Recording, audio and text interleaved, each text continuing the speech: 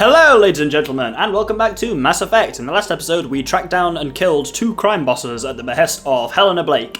This episode we will be going and talking to Helena Blake about what the kind of future is for her crime syndicate now that they're dead. It's actually in this system Fortuna within the Horsehead Nebula, which you can only access once you've beaten the first 2 crime bosses. That's the only way to unlock the Fortuna system. And once you're over here, there's the classic 2 planets you can scan. It's usually 2, sometimes 3 that you can scan. If we scan Magellanis, then we discover the remains of a damaged research vessel. Our recon team found no sign of survivors, but they did bring back a ROCAM outpost insignia. Got a lot of those insignias now. 9? 10? Not sure. But this is a much more important discovery, is Thorium. Well, Thorium itself is not important, but the fact is, when we survey it, we detect a small but valuable deposit of plutonium. And you know why that's significant? Because we have now technically got that the valuable minerals mission is complete. Because I think you need 20 of each metal type, so 20 light, heavy, and rare earth elements, and 6 one of each gas. And we've done that now. So we've actually completed the mission, but there's still a ton more minerals to actually get, and they get you a ton of money, so I'm going to do them anyway. Anyway, the planet of interest is this one, Amaranthine. Amaranthine is a chilly rock world with an atmosphere of carbon dioxide and nitrogen. Its frozen surface consists largely of light titanium and aluminium oxides, with deposits of thorium and other heavy metals located deep in the crust. Amaranthine was named by the human poet Sofia Cabral during her tour of duty aboard the Alliance surveyor ship Coupe. Under the dim light of the red dwarf Fortuna, the surface of this world is lit in rich twilight blues and purples, even at midday. So, our first point of call on Amaranthine is, it's weird to be not on a snowy world for once, is going to be, as you can see, right next to us on the map, at the top of this peak, is a mineral deposit. So let's head up there! Yeah, it may be desolate, but my god do I like the look of Amaranthine. It's like the kind of description was saying about the kind of permanent purpley bluey twilight it's always in. Just looks really pretty to me. Anyway, there's a sample of iridium. And now if we head to the southwest from here, there is something for us out there! That was unnecessarily enthusiastic by the sounds of it. And over here is everyone's favourite crash probe, which will get us some stuff that will sell high, but in reality not being that useful, because it always seems to be ammo and ammo mods in here, which I never really use. Oh, medical interface, that's quite useful. And incendiary round 7, I will literally use those, because I currently only have incendiary round 6 on my stuff, so... Man, that proved me completely wrong. If we continue heading now southeast, then we will find another point there. That was redundant. So over here is ancient debris, the kind of generic ancient debris model, which I'm not even sure what it's clearly supposed to be. But if we decrypt it, well not decrypt it, recover it, then we get an intricate beaded necklace. It's marked with the Galatana colony insignia. It appears to be very old. Awesome. I was stuck walking into a wall for a moment there. Anyway, there's another point in this kind of like line that's just going southeast, and that's actually our goal for this episode, which is Helena Blake's outpost. Over here would potentially be a great sniping post, but of course, we're not at war with her. It's strange, I kind of approach it thinking, okay, how am I going to attack them? But of course, we're not here to attack them. We're actually just here to conduct a business transaction, which is unusual for us, so... yes, okay, Rex. Let's head inside.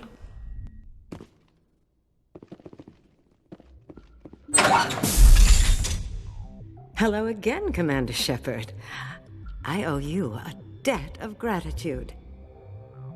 With my former partners dead, this syndicate is now mine. I could not have done it without you. Those men deserve to die. Now, are we gonna have a problem? Not if I can help it, Commander. I hope you can see that I am by far a lesser evil than those men. Under my leadership, this organization will restrict itself to gambling and smuggling illegal technologies. There will be no drugs and no slave-taking for the Batarians. Those days are over. Now, there's a couple of ways in which this quest can go down depending on what you do here.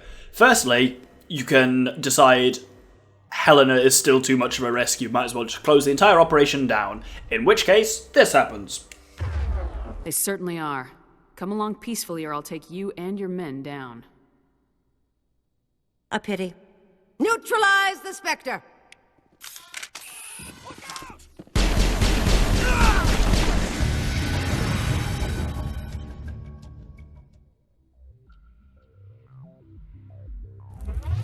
Or you can also basically say, then we're fine, or you'd better stay clean, and this will happen.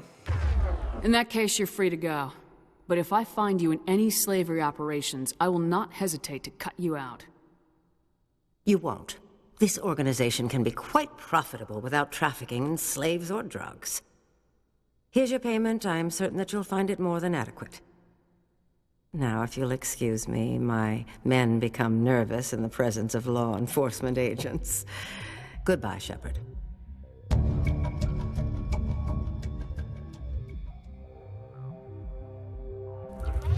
And that gets you kind of your reward for helping her out that way. But for me, the best one, it requires very high. I think it's 10 charm or 9 intimidate. You can do this. This gang has a reputation for drugs and slaving. It's too late to change that. Perhaps you're right. Perhaps this organization has been so tainted by those two idiots that it cannot be redeemed. If I disband the gang, I walk away freely. I have not come so far to be arrested. I would die before going to prison. I would most certainly kill before going to prison. Now, do we have a deal? You're free to go. I don't ever want to see this gang again. If I do... You won't. I'm not so foolish as to break my word to a Spectre. Now, if you'll excuse me, my men become nervous in the presence of law enforcement agents. Goodbye, Shepard. So, even though that's the quest concluded, and even though that clearly sounded like she was asking us to leave, we can not leave and just explore around here, because there's actually some stuff we can steal from her, which is definitely a good idea. Yeah, of the 3 routes there, that one just kind of felt the most natural. It felt very un-Shepard-like to kind of go out of the way to kill 2 gang bosses just to kind of help the third person out. Like, that's not really how we do things, essentially. But also, I didn't kind of... We had helped Helena, and I didn't kind of want to kill her outright, so it made the most kind of sensible... The most sensible course of action was to convince her to break up the group, because then everyone wins. The 2 nasty slave and drug dealer people are dead, and Helena's fucking off. So I guess that's awesome. Anyway, if we come over here, there's just going to be a few more kind of valuables we can gather. And then it's been like, what, 8-9 minutes, and we've already finished what I intended to do in the episode, because this was a lot shorter than I thought. Well, actually, we still got some stuff to do on the surface of... wherever the hell we are. Amaranthine, that's it. It's a good name. Right, let's just decrypt this. This was hard decryption, actually, so there should be some useful shit inside here. And indeed, there is. Okay, that's not some useful shit. But the 74,000 credits are quite useful, so yeah, you definitely get a reward. Basically, if you take like the first route I showed, where you kind of fight her, you can loot that. If you take the second reward, you can't loot that, but she does give you a credit reward, which is roughly similar to that. But this way, I got a reward, got Paragon points, and I got to loot her stuff anyway, so this was definitely, in terms of gameplay, the best option to take as well. She's still just standing there, pretending to watch me leave. Anyway, back on the surface. There are 2 more points, so I'm going to head over first to the one over to the east from here. And this contains a mineral we've not seen for ages, which is thorium. Thorium, there we go. Yeah, we saw loads of thorium for a while, and then we haven't seen any for like 20 episodes. Yes, I remember things like this. It's weird, I know, but it's why I do what I do. Anyway, if we then... Shut up. There's one more point up to the north, so let's head up there. You know what I think would be really useful? If they showed the height map for the kind of Uncharted world on the radar, like in the bottom right, because you can see it on the top right in the map that I project up, and especially like Amaranthine is such a weird world. It just has all these kind of flat, open plateaus interspersed by needle-like ridges. It's quite bizarre, and it'd be useful just out on the radar so that when you're driving around, it's more easy to kind of work out where you are, like which route to take, rather than just trying to drive as the crow flies and end up driving up a cliff and getting stuck. Anyway, that's us done on Amaranthine, and we've only had 10 minutes, so let's have at least 1 conversation with the crewmate, potentially 2, back at the Normandy. So, it's been a while since we spoke to him, so let's see what Garrus has got to chat about. Commander, good to see you. You've been with C-Sec a while. Have you seen much action? Well, not as much as you, but yeah, I've seen some interesting things. I bet you have. Anything in particular that stands out? I remember this Solarian geneticist I was sent to investigate. That case was a bit disturbing. What happened? Why were you investigating him? I was tasked with tracking black market trade on the Citadel. Most of it harmless, nothing I needed to pursue. But during the course of my investigation, I noticed an increase in the trade of body parts, organs mostly. We usually get a few of those, but not the numbers I was seeing. We weren't sure if there was a new black market lab or if some freak was harvesting organs from citizens. So what was it? Both, actually. But it took us a while to figure that out. So how did you figure out what was happening? First, we got a hold of a sample and ran DNA tests. The weird thing was, the match led us to a Thorium who was still alive and was very convinced he'd never lost his liver. After a bit of digging, I discovered this Thorium worked briefly for Dr. Salion, the geneticist. So I went to his lab hoping to find evidence of cloned organ development, but there was nothing. No Salarian hearts, no Thorium livers, not one Krogan testicle. You're kidding, right? Why would anyone want Krogan testicles? Some Krogan believe that testicle transplants can increase their virility, counteract the effects of the genophage. It doesn't work, but that doesn't stop them from buying. They'll pay up to 10,000 credits each. That's 40,000 for a full set. Somebody's making a killing out there. What'd you do about the geneticist? I brought in some of his employees for interrogation, to see if I could get them to talk. While I was interviewing one of them, I came across something suspicious. Yeah? Go on. One of my detainees started bleeding profusely during the interview. We offered to patch him up, and he got frantic, freaked out. I ordered a full exam to find out what was going on. Our medics found incisions all over his body, some of them fresh. That was our big break. These people weren't just Dr. Salion's employees. They were test tubes. Walking, living test tubes. He was growing parts inside these people? Exactly. He cloned their organs right inside their own bodies. Then he harvested them and sold them off. Most of the victims were poor. He'd pay them each a small percentage of the sales, but only if the organs were good. Sometimes an organ wouldn't grow properly, so he'd just leave it in them. Most of them were a mess, but only on the inside, hidden so nobody could see it. I hope he got what he deserved. That's the worst part. We never caught him. Why not? What the hell happened? He ran, blew his lab, grabbed some of his employees, and headed for the nearest space dock. By the time I found out, his ship was already leaving. He threatened to kill his hostages if we tried to stop him. But you went after him anyway, right? I ordered Citadel Defense to shoot him down, but CSEC headquarters countermanded my order. They were worried about the hostages, worried about civilian casualties if the ship was destroyed so close to the Citadel. I told them those hostages were dead anyway. He just used them to make more organs, but they wouldn't listen. Well, you can't get them all. No, but letting him get away like that. All they had to do was disable that ship, stop him from running. Maybe the hostages die, maybe they don't, but at least we stopped the bastard responsible for it all. I suppose I can see both sides. But what's done is done. I suppose. Can't waste too much time worrying about it now. Just wish I could have stopped him. That's all. Do you have any idea what happened to Dr. Salion? I sent out feelers from time to time, hoping to find something. I thought I'd found him a while back. He changed ships and changed his name to Dr. Hart, his idea of a joke, I guess. I told the military, but they weren't convinced it was him. I got the transponder frequency for his new ship, but I just can't get anyone to check it out. I'll check out the coordinates when I get a chance.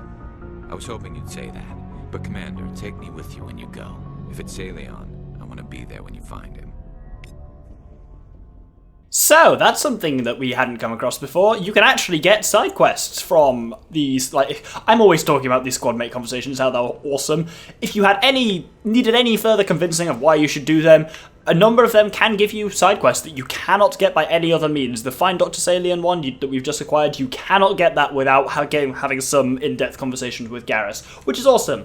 That was quite a long one, but we're still only on about 15 minutes, so I've probably got time to squeeze in one more. So let's head up to the medical bay and talk with Liara.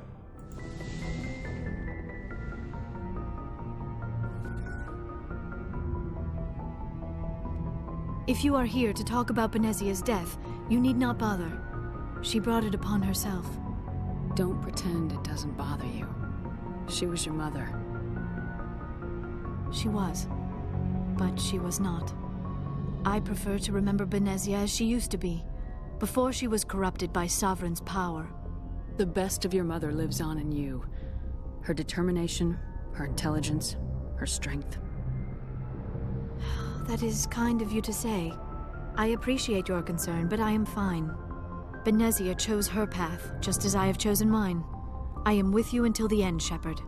I like talking with you, Liara, no matter what the subject. You have been very understanding with me, Shepard. Very patient. I appreciate that. I know there are some strange beliefs about my people. I am familiar with the legend of Asari promiscuity, but those rumors have little basis in fact. When one of my people joins with an individual from another species, it is a very deep and spiritual exchange. We do not enter lightly into a union. You make it sound almost mystical. A true union goes far beyond an ordinary melding. It is a connection that transcends the physical universe. Two become one. Thoughts and senses merge, identities intertwine.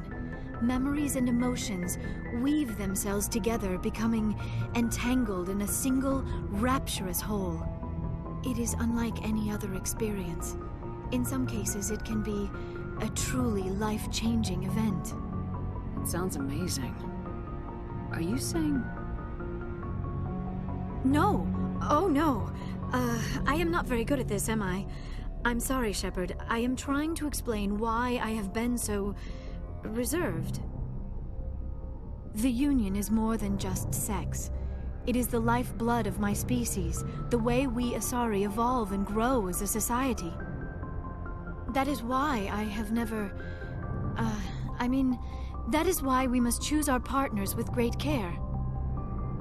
I want you to be absolutely sure about this, Liara. I am only 106, barely an adult by Asari standards, and I spend most of my time absorbed in my research. I never really thought about it. Not until I met you. You are very special to me, Shepard. But with all that's happened, Saren, the Geth, the Reapers, I do not know if we are ready for this. These are dark times, Liara. Maybe once all this is over. I'm glad you understand, Shepard. There is too much at stake. We need to put aside our personal feelings and focus on stopping Saren. I wish it did not have to be that way. But we all have to make sacrifices. Let's talk about something else. I should go. Goodbye, Shepard. So as you can see, that kind of further advances the kind of romancy plot there. It looks like that's kind of cut it off and been like, okay, let's just focus on Saren, but don't worry, if you have that conversation, that doesn't mean you've decided, nah, let's not do anything in the end. But that'll all come to a conclusion much later in the game. Anyway, this episode, we have successfully concluded the UNC hostile takeover, that's what it's called, mission, and quite well. We killed two prominent members of a crime gang, and convinced the third to get rid of the whole organisation. So that was very successful. We also learned a lot about Garrus' past, and next episode, that's what we'll be doing. We'll be doing some other side quests, but amongst them will be Find Dr. Alien, because that I really think we should prioritise, because Garrus is awesome. So thanks very much for watching. I've been the Doctor with the Infamous Gentleman, and this has been Mass Effect. Good day.